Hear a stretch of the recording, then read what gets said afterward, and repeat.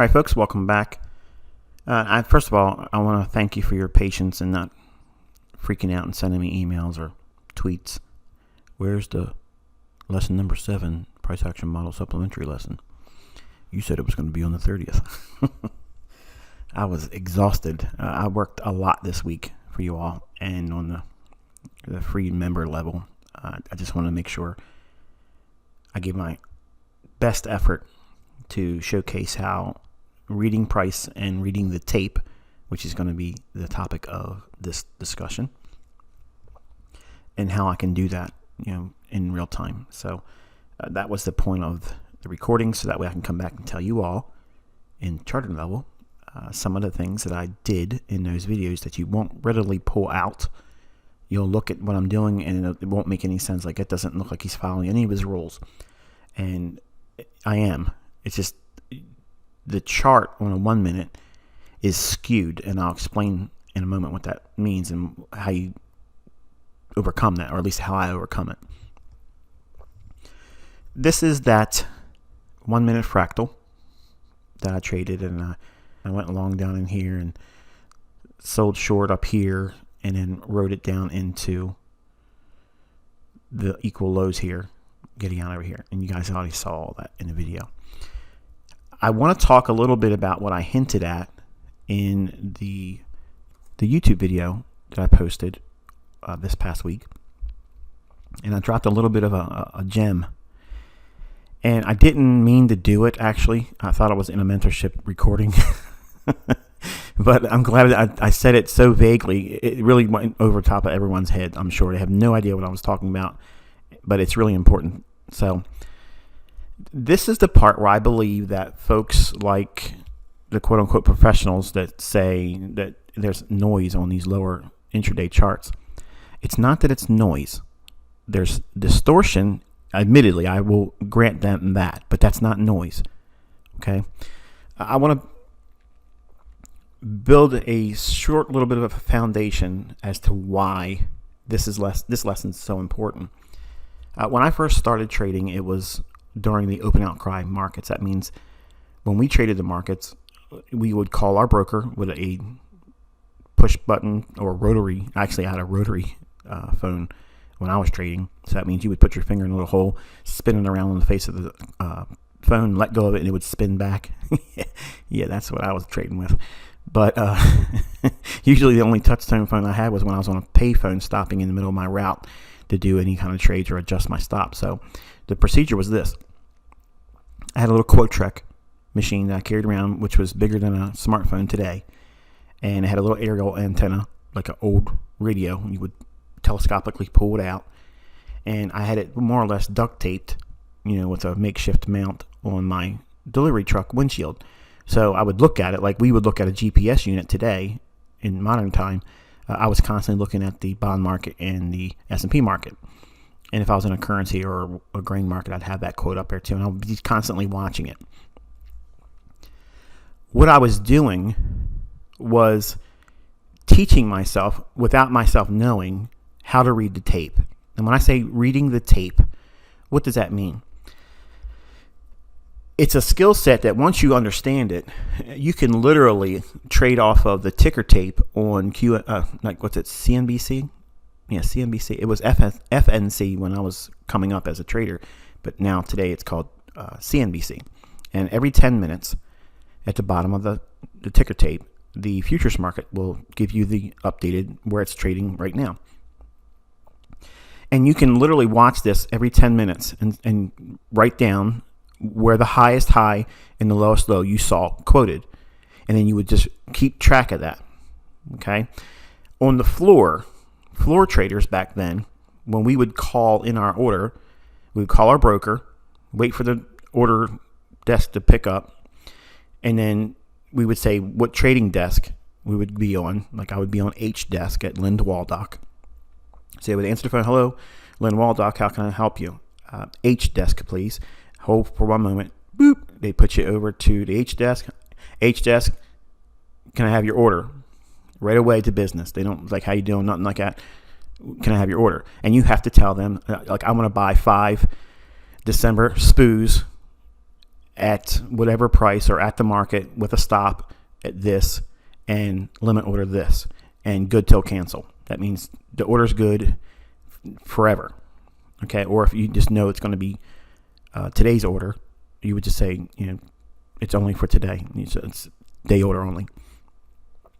They would say, okay, hold for your fill. If it was a market order, if you say like buy me now or sell me now, and you tell them I'll hold for confirmation, they say, okay, hold for 1 second. They put you on hold.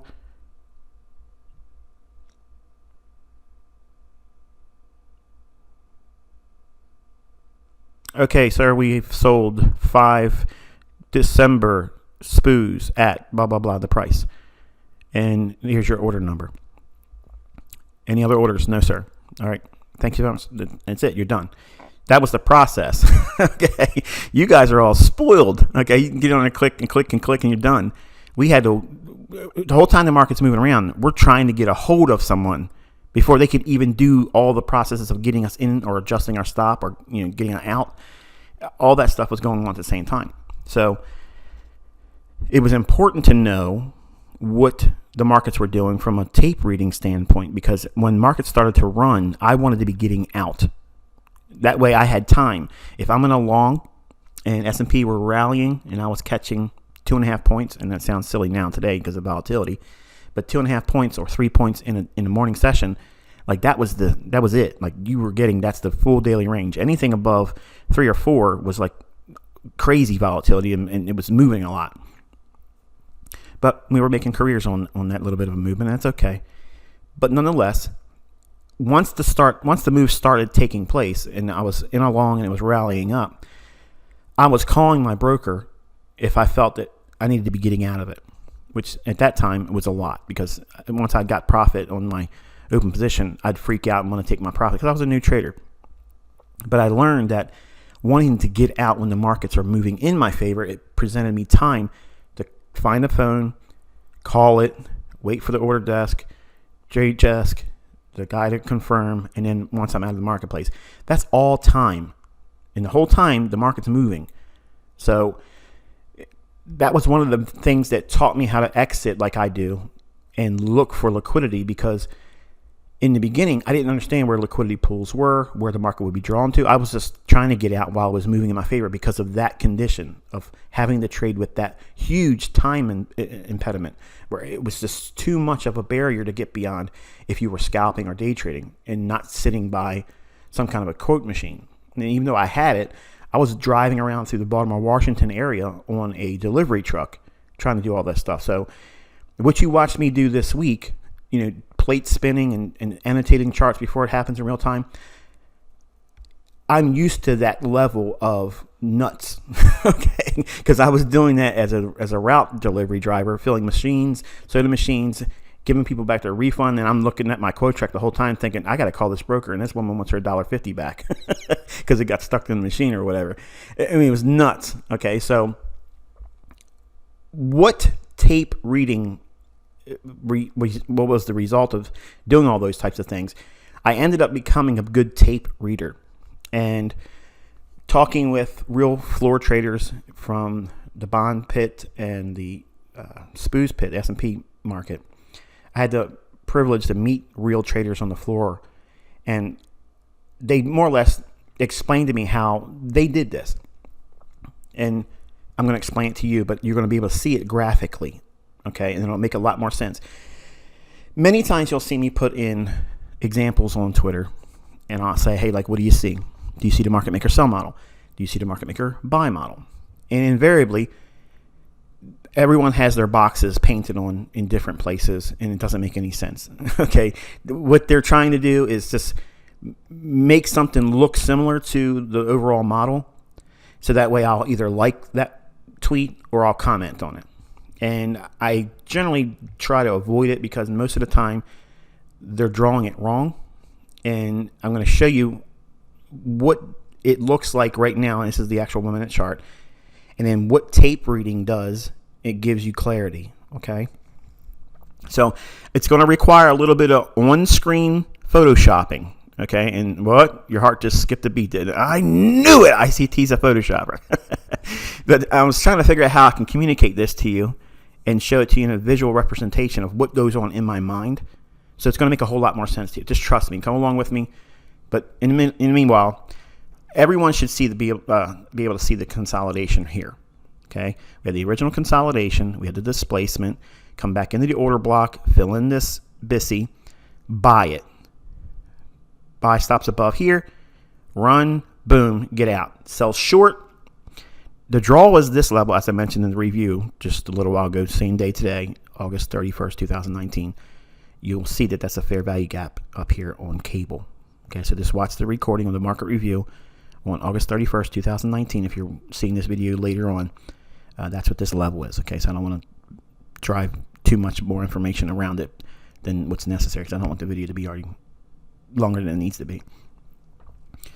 So using the market maker sell model, you could be a buyer on the buy side of the curve, buying it here and distributing your long and looking to go short at the smart money reversal.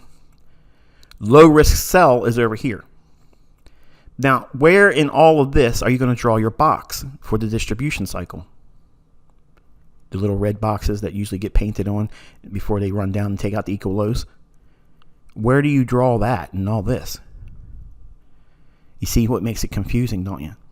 This is the part that people like at Goldman Sachs and UBS and all the other guys that are quote unquote institutional traders, they don't have the visibility because they're looking at depth of market, they're looking at other things, okay, and they're looking at their own order flow coming into their desks.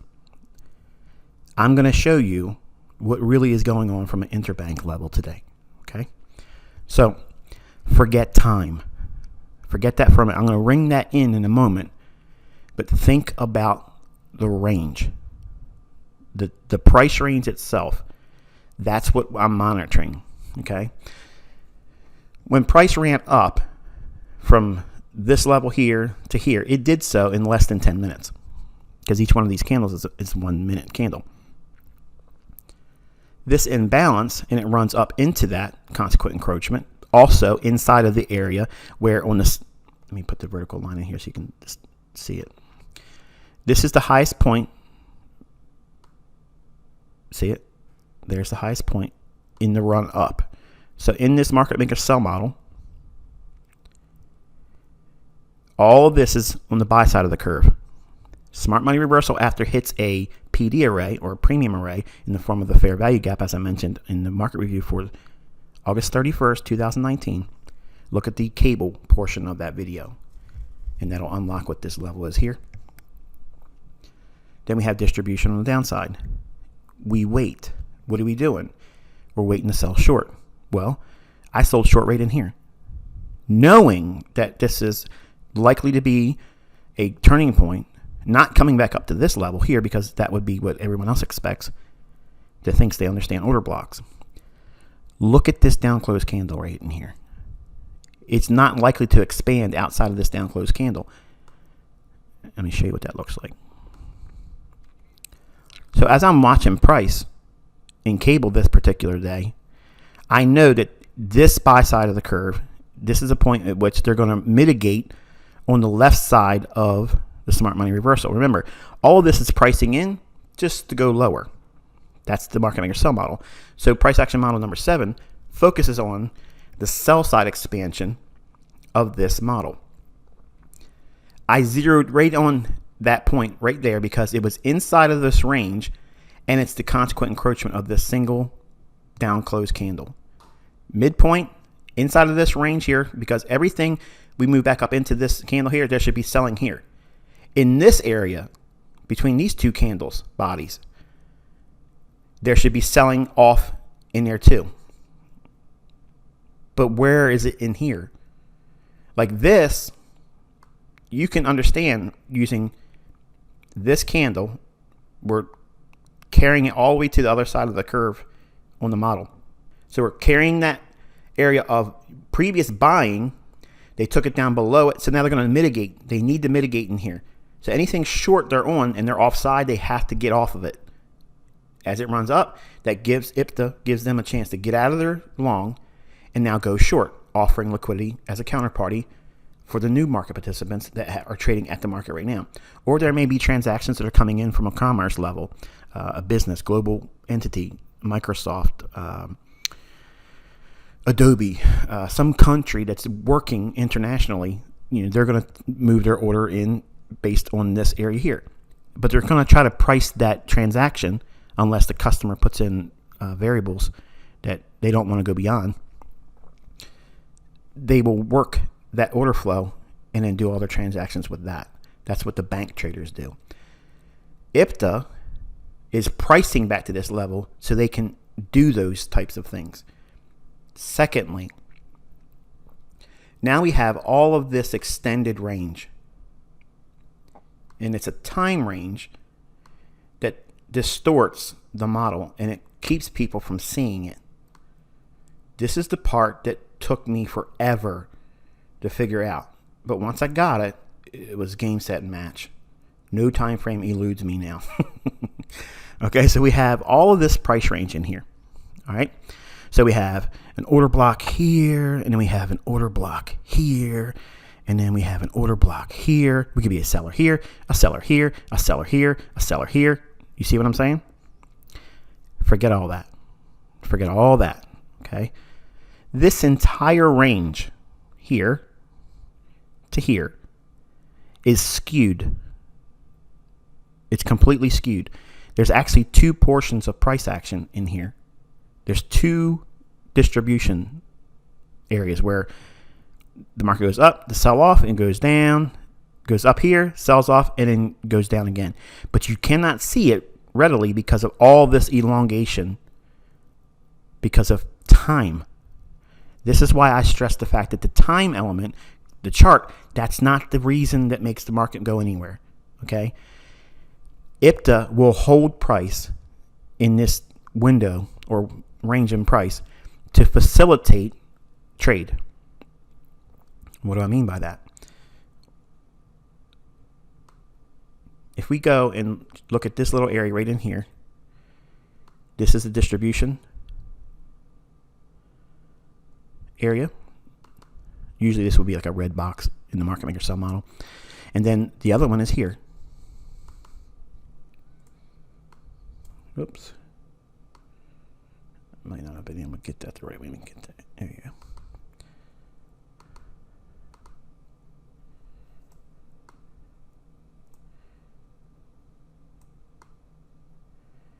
The other one's here.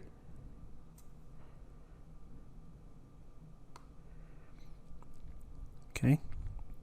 Now why is it this area right here? Why am I picking this little area right at? Of all this stuff, why is this and this the areas I'm focusing on? Because if you look at where we were in terms of the range, this is the range high here.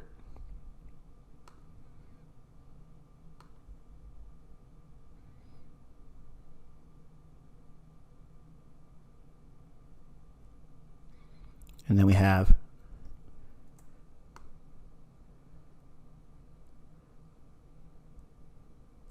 the low right there. Okay, so this is our dealing range if we looked at just a 1 minute chart. Very, very disorienting. It's hard to make any sense out of that unless you know what you're looking for. So we have an area distribution here, and we have an area distribution here in terms of price range. Okay, distribution, distribution. So if we return up into this area like we do here, this is your sell. So you can see a distribution cycle, which is low risk sell, redistribution, and then once we come out of the bottom of that, right in here would be your second red box. So it's usually the gray box, a red box, a red box, and it might be another distribution cycle, and it would be here, and then it plunges down and clears the original consolidation and sell side liquidity. If you can see the price range, okay, that has been held in here, I don't care about all these candles. I'm not looking at what's an up close and down close. I'm looking at, we made the range high here, and the body of this candle is there at 22.82. So I'm watching when price breaks below that. It does so here on this candle. And then we return right back up into this distribution area.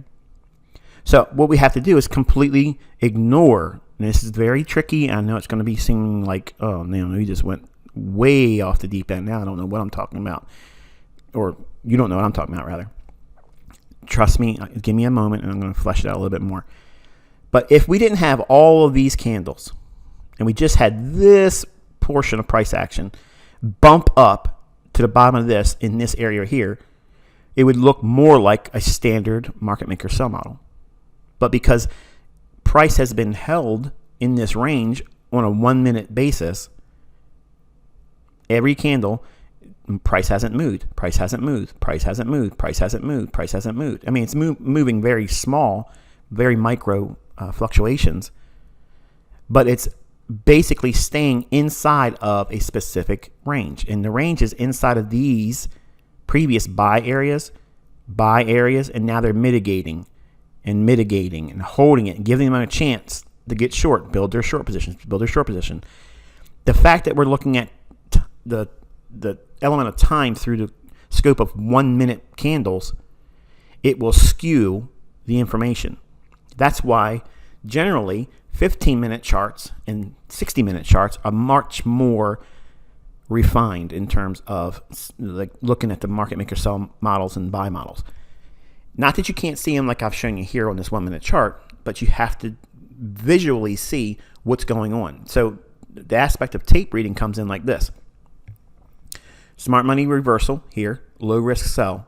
Then we have a period of distribution. In other words, they look to sell more inside of the previous area of accumulation. So they bought long in here. It ran up, counterparty liquidity. They sell here to willing buyers, and it goes short. Now here's a low risk sell. This is where people that understand this measure of trading, they can get in short, but they're missing on the really smart money entry. Then we wait for this move here, which returns back up into this area. There's your redistribution, or an area to sell short. And then you have that range. But I'm looking over here. So I'm monitoring how price is sitting in here. I'm not looking at up close candles to sell short at. I'm not looking for fair value gaps. I'm watching this range in here, because in any time in this area here, I can get short. I'm not worried about trading back up into anything. I know I'm inside of the range to work with him because I'm over here in the previous area of accumulation of longs. So if we were able to take all of this information here out of the 1 minute chart, it would look like this. Okay.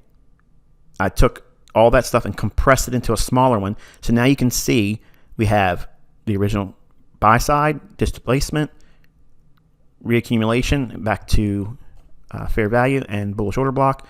So this is reaccumulation of longs, runs up, reaccumulation of longs, smart money reversal, low risk sell, redistribution, sell off, run for the equal lows or sell side liquidity. So this is what it looks like when you have the market maker sell model and you look past all of the distortion. It's not that it's noise. Noise would be you have no idea what's going on. I know what I'm looking for, and it's just exactly what I just outlined here. You need to determine where the ranges are on the buy side of the curve and monitor how price is fluctuating through that. If we start breaking above the previous points of accumulation on the buy side of the curve, that means you do not have a sell model at all. It means you have an area where they're going to reaccumulate and go long. These areas on the buy side of the curve of a sell side model, they are your points of reference. You're not just staring into the abyss trying to figure out what's going on. You're looking specifically at predetermined price ranges, and even on a 1 minute basis, you can see how IPTA is respecting those previous ranges. It's not that IPTA is seeing 1 minute candles. It's not that. The 1 minute candle is just depicting what the range has been for that 1 minute interval.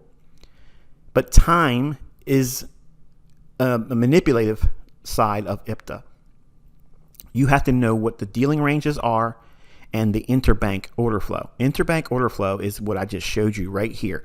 I'm cutting through all the BS of a 1 minute chart and getting right down to the nuts and bolts of what the order flow is on that level.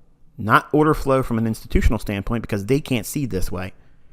you can, I can, and it creates visibility. So if we know the draw on liquidity is here, anything up here like I just outlined here, okay, I didn't create or paint new candles. All I did was took what was existing,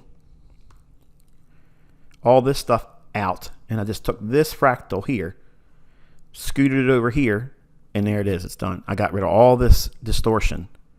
Now, you're photoshopping charts, and I'm confused, Michael. You're making stuff up. You're going to see lots of examples like this. That was the reason why I chose to start doing 1 minute charts, because I can show you with visibility, with proof that I can see what's going to happen before it happens, because I understand how to read the tape. When I tell you I'm reading the tape, I'm reading what IPTA is doing, what it's following. It has a macro that it's following. Certain procedures it has to do. The element of time, that is the variable that was the hardest for me, because that's the part that screws everybody up on retail. How long is this move going to take to get there? When will the move take place? How long will it take before it starts, and how long will it take before it finishes? That is a variable that took me a lot of time to master. That's the part that I just wasn't willing to sit in there and give to the world in free tutorials, because I watched and they're still doing it now. They're just completely, disrespecting the level of work that took to get this. It took a lot of work and patience and obedience, okay, to get this. And just to have people, throw it around and treating like they do, it's just disgusting. But nonetheless, I want you to understand that the 1 minute chart is not noise. There are periods of distortion, but there's perceptions that you can have only by referencing the previous areas of accumulation here of longs. Carry those levels over on the sell side of the curve, which is to the right of the smart money reversal. And you're going to need to watch this video several times. Okay, I know already you're like a deer in headlights listening. I have no idea what he's saying. I hope he gets it, makes it easier. It'll be easier by me showing you examples and examples and examples. Okay, just know that all of this stuff here and this noise that it would be called by anyone else is just them inside of a dealing range. IPTA does not price based on a time chart. It prices by way of time and price. So it's not the candlestick chart. It's not the time frame that creates the setups. It didn't say, oh, look at that order block on 15 minutes. That was the buy. That's not how this works. Okay. It's not how it works. It's time and price. Now, I'm not going to go out on a limb and tell you that I know every aspect of their time portion of the algorithm, because when I lose, that's the part I lose because of. It's not generally because I'm wrong on the direction. It's usually because my timing was off and I messed it up there. But as far as directional bias and seeing once they start spooling price and like here, I already know what's going to happen. I mean, and I can work within it. I put on a clinic in price action with a 1 minute chart this entire week, every single day.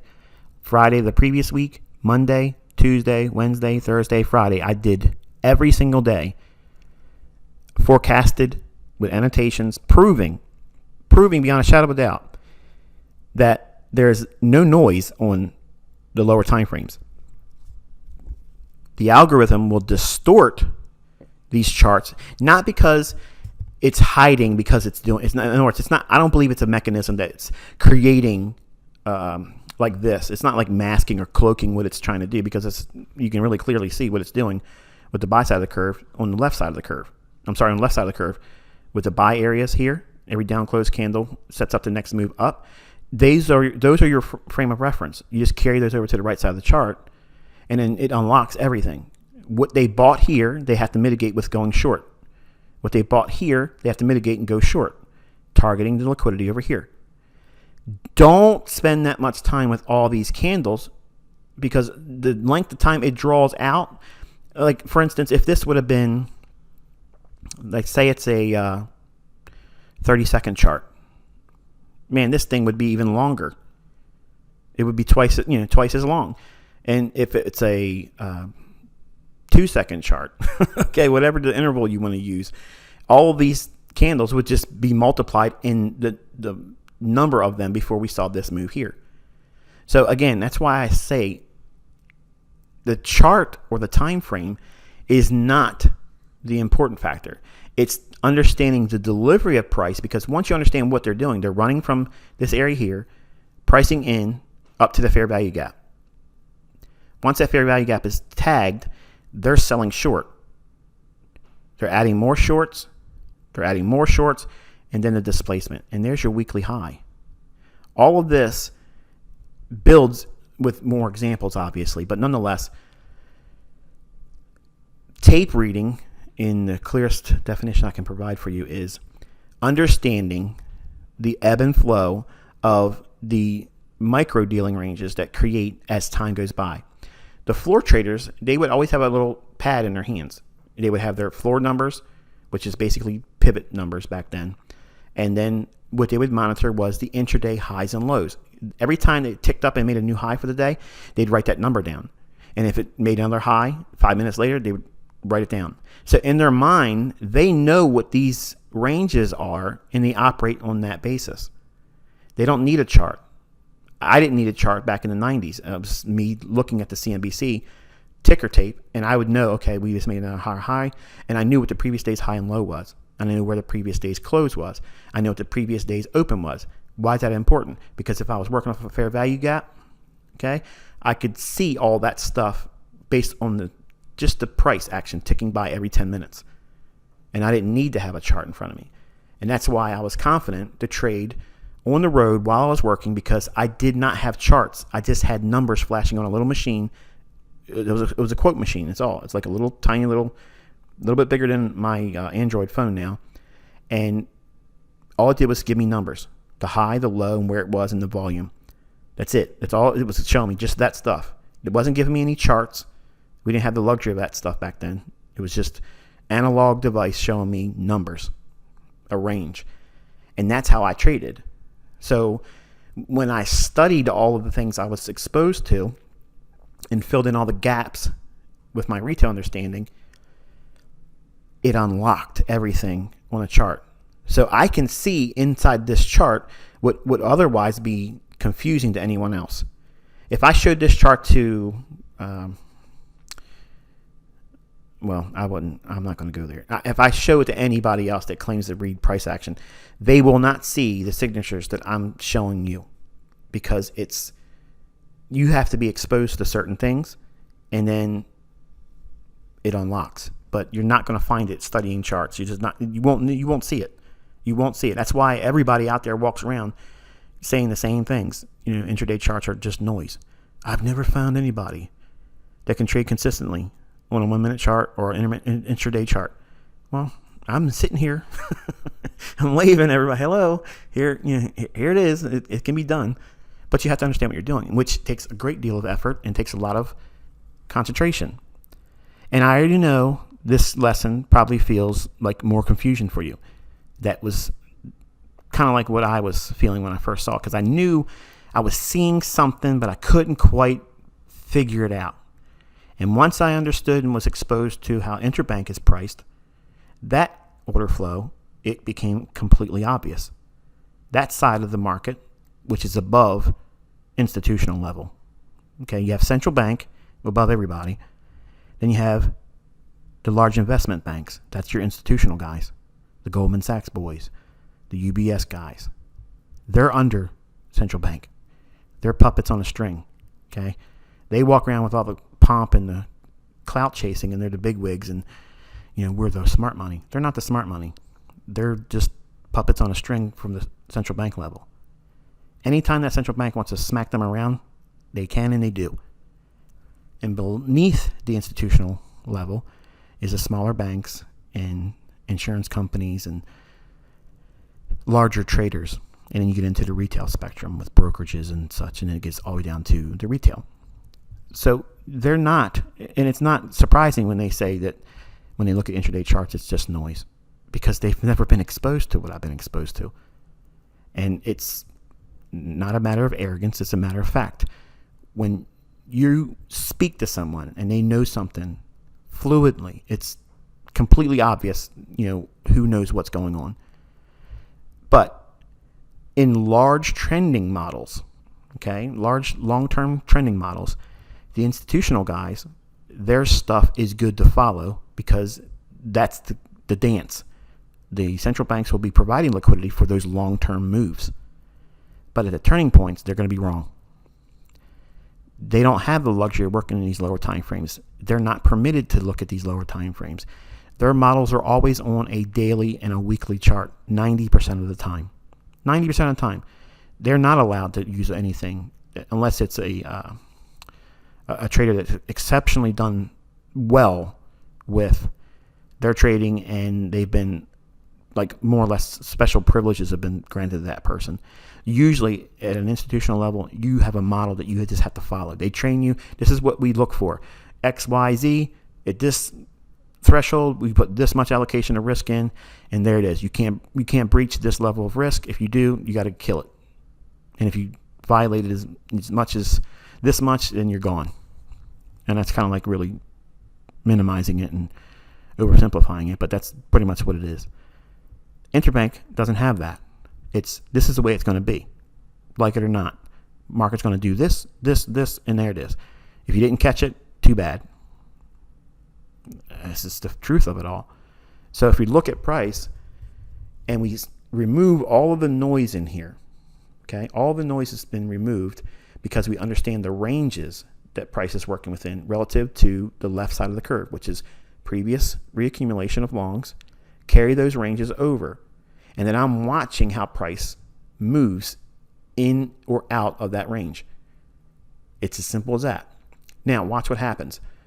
The body of the candle, because that's the bulk of the volume in the reaccumulation of longs, because there's accumulation of longs down here you may not catch.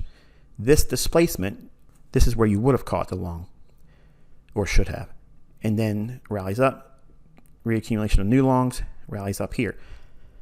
This body, or the candle's body here, that close is the bottom of the range I'm looking for. When we break out of it right there, okay, who cares what candle it does it in? I'm looking at the range. So when everybody else is watching these candles paint here, I'm staring at that. That's the bottom of the range. If that breaks away, and it does here, that creates what? Displacement. We've left this area of where it was previously reaccumulation of longs. They have done their dirty work. They have now established, or they should have already established, new shorts. This displacement creates what? An imbalance. There's your fair value gap. Here's the candle's high you want to reach above. You can sell short there and look for the liquidity resting below these equal lows, 10, 20, 15, whatever the pips value you have faith in, and it runs. The low here is 122.70. 10 pips below that would be 122.60. 122.59. It's only off by 1 pip on a 1 minute chart. That's supposed to be just noise. The market goes over here, creates a lower low. Low is 122.51. And again, just for completeness sake, the low is 70. So 20 pips would be what? 50 pips. I'm sorry, 122.50. And then the low forms at 122.51. It's only off by a pip for a 1 minute chart that's supposed to be just noise. You're gonna encounter a lot of people that are gonna not believe what you are learning, but they can't argue with the facts of me being able to do it. What I just showed you here was just a variable of what I did in Eurodollar. That's how I flipped and got myself in sync with the big move that just tanked it. This sell-off in here, I was watching the smaller ranges, and once the range broke, it created an imbalance right in here, and then created a small imbalance in here. But I wanted to see the range break, and then right in here, boop, sold short, and then I'm in here short, but it went up just a little bit more because I'm masking. I don't want people looking at what I'm doing and trying to figure it all out, because I'm convinced there's some smart people out there. I'm not the smartest person in the world, that's for sure. But that was what I did. I priced in what the expectation was relative with what I just said here, tape reading, and this little punch up in here got everybody excited thinking it created a low, and then I said it right on the video and annotations. It's getting ready to go hard down. Like it was getting ready to break hard. And it's all based on the market maker sell model. So I already know that this lesson creates all kinds of questions. And that's good because that's what you want to learn. You want to learn. And the way you know you're learning is because you have barriers in understanding, and then they'll be filled in with more examples. Okay, but for now, just know that when I look at a 1 minute chart, I'm not confused by all this because I have specific frames of reference, which you have already been taught in the core content. I'm just showing you how to apply them correctly. So until next time, wish good luck and good trading.